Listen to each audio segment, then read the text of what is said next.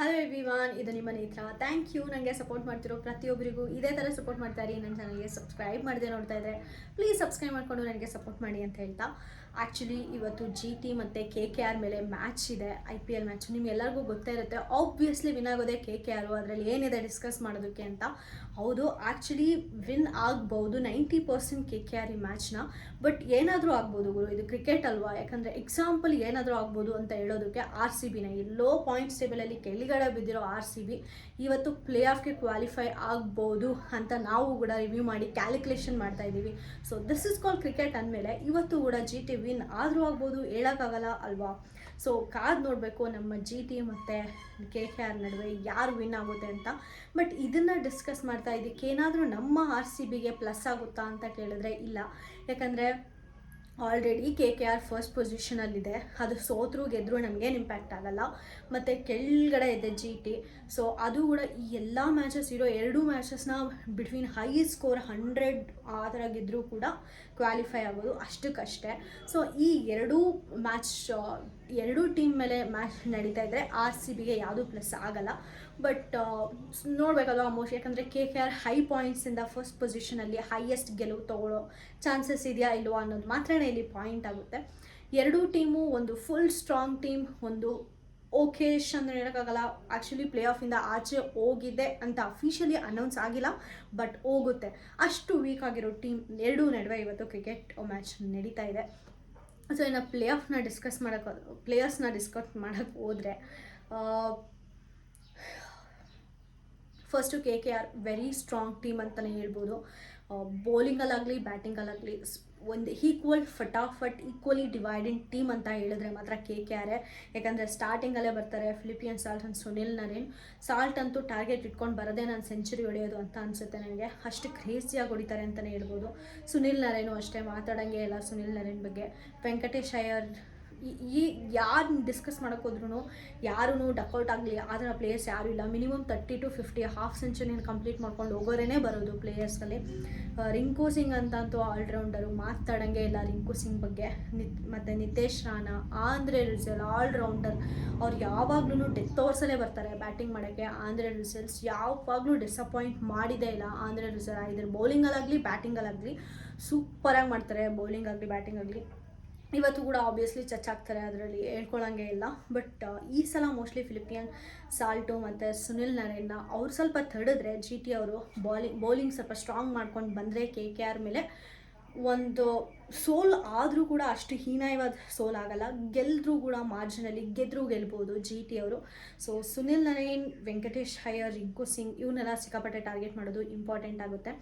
ರಮನ್ದೀಪ್ Singh, mic Starc ಸಕ್ಕದಾಗಿ bowling ಮಾಡ್ತಾರೆ. ರಾಣಾ ಅಷ್ಟೇ, ವರುಣ್ ಚಕ್ರವರ್ತಿ. ಏನು ಡಿಸ್ಕಸ್ ಮಾಡೋಕ್ಕೆ ಹೋದರೆ ನನಗೆ ಆಗುತ್ತೆ. ಓಕೆ, ಯಾರು ಇವ್ರಿಗಿಂತ GT ಸ್ಟ್ರಾಂಗ್ ಇದೆಯಾ KKR ಸ್ಟ್ರಾಂಗ್ ಇದೆಯಾ ಅನ್ನೋ ಡಿಸ್ಕಸ್ ಮಾಡೋ ಪಾಯಿಂಟೇ ಬರಲ್ಲ. ಪ್ರತಿಯೊಬ್ಬರು ಕೂಡ ತುಂಬ ಚೆನ್ನಾಗಿ ಆಡ್ತಾರೆ KKRಲ್ಲಿ. ಇದು ಬೌಲಿಂಗ್ ಆಗಿರ್ಬೋದು ಬ್ಯಾಟಿಂಗ್ ಆಗಿರ್ಬೋದು. ಜಾಸ್ತಿ ಅಂದರೆ ಸ್ಟಾರ್ಕು ಮತ್ತು ವರುಣ್ ಚಕ್ರವರ್ತಿ ಸಿಕ್ಕಾಬಟ್ಟೆ ಚೆನ್ನಾಗಿ ಬೌಲ್ ಮಾಡ್ತಾರೆ. ವಿಕೆಟ್ ಪೀಕ್ ಓವರ್ಸಲ್ಲಿ ಅಂದರೆ ಒಂದು ಹೈ ಚಾನ್ಸಸ್ ಇರಬೇಕಾದ್ರೆ ವಿಕೆಟ್ಸ್ ತೆಗೆಯೋದ್ರಲ್ಲಿ ನಂಬರ್ 1. ಈ ಥರ ಪ್ಲೇಗ್ರೌಂಡ್ ನಮ್ಮ ಇವ್ರದ್ದಾದರೆ KKRದಾದರೆ.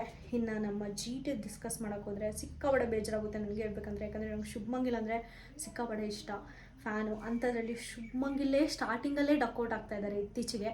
ಅಯ್ಯೋ ಚೆನ್ನಾಗಿ ಆಡ್ತಾಯಿದ್ದಾರೆ ಮನುಷ್ಯ, 4, 6 ಅನ್ನೋಷ್ಟೊತ್ತಿಗೆ ಔಟ್ ಆಗೋಗ್ಬಿಡ್ತಾರೆ. 20 ಕೂಡ ಸ್ಕೋರ್ ಮಾಡೋಕ್ಕಾಗ್ತಾಯಿಲ್ಲ. ಸಿಕ್ಕಾಪಟ್ಟೆ ಬೇಜಾರಾಗುತ್ತೆ ನಮ್ಮ ಇವ್ರು ಹಿಂಗೆ ಆಗ್ತಾಯಿದ್ದಾರೆ ಅಂತ. ಸ್ಟಾರ್ಟಿಂಗ್ಗೆ ಶುಭ್ಮನ್ ಗಿಲ್ ಮತ್ತು ಸುದರ್ಶನ್ ಈ ಸಲ. ಸೊ ಮೋಸ್ಟ್ಲಿ ಅವರೇ ಬರ್ತಾರೆ ಇದರಲ್ಲಿ ಪವರ್ ಪ್ಲೇಯಲ್ಲಿ.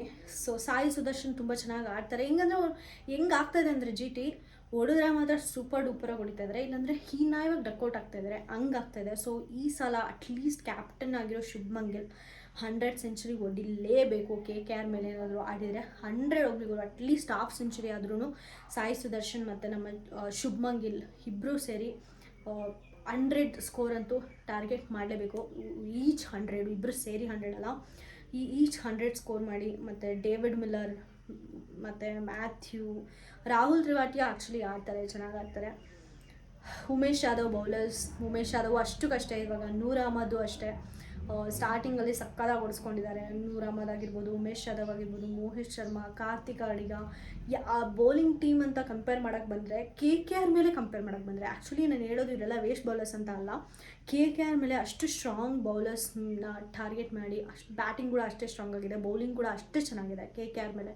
ಸೊ ಆ ಥರ ಪ್ಲೇಯರ್ಸ್ಗೆ ಕಂಪೇರ್ ಮಾಡಿದ್ರೆ ಮಾತ್ರನೇ ಉಮೇಶ್ ಯಾದವ್ ಆಗಿರ್ಬೋದು, ನೂರ್ ಅಹಮದ್ ಆಗಿರ್ಬೋದು, ಮೋಹಿತ್ ಶರ್ಮಾ ಆಗಿರ್ಬೋದು, ಇವರೆಲ್ಲರಿಗೂ ಆ ಕಡೆ ಸಾಲ್ಟ್ ಆಗಿರ್ಬೋದು, ಇಲ್ಲಾಂದರೆ ವೆಂಕಟೇಶ್ ಅಯ್ಯರ್, ರಿಂಕು ಸಿಂಗ್, ಅವ್ರ ವಿಕೆಟ್ಸ್ನ ತೆಗಿಯೋಕ್ಕೆ ಸ್ವಲ್ಪ ಕಷ್ಟ ಆಗುತ್ತೆ ಈ ಬೌಲರ್ಸ್ಗೆ ಅಂತ ನಾನು ಹೇಳ್ತಾ ಇರೋದು.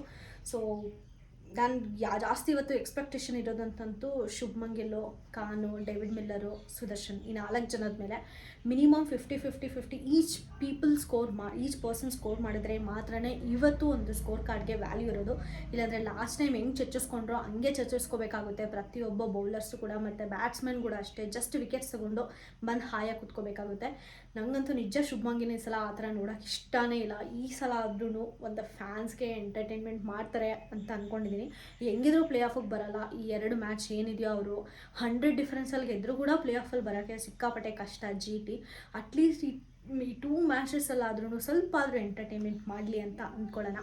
ಇಷ್ಟೇ ನಾನು ಈ ವಿಡಿಯೋಲಿ ಡಿಸ್ಕಸ್ ಮಾಡೋಕ್ಕೆ ಇಷ್ಟಪಟ್ಟಿದ್ದು. ನಿಮಗೆ ಈ ವಿಡಿಯೋ ಇಷ್ಟ ಆದರೆ ಪ್ಲೀಸ್ ಲೈಕ್ ಮಾಡಿ, ಶೇರ್ ಮಾಡಿ, ಸಬ್ಸ್ಕ್ರೈಬ್ ಮಾಡ್ಕೊಳ್ಳೋದು ಮಾತ್ರ ಮರ್ತೋಗ್ಬಿಡಿ ಅಂತ ಹೇಳ್ತಾ ನಾನು ಈ ವಿಡಿಯೋನ ಮುಗಿಸ್ತಾ ಇದ್ದೀನಿ. Thank you so much.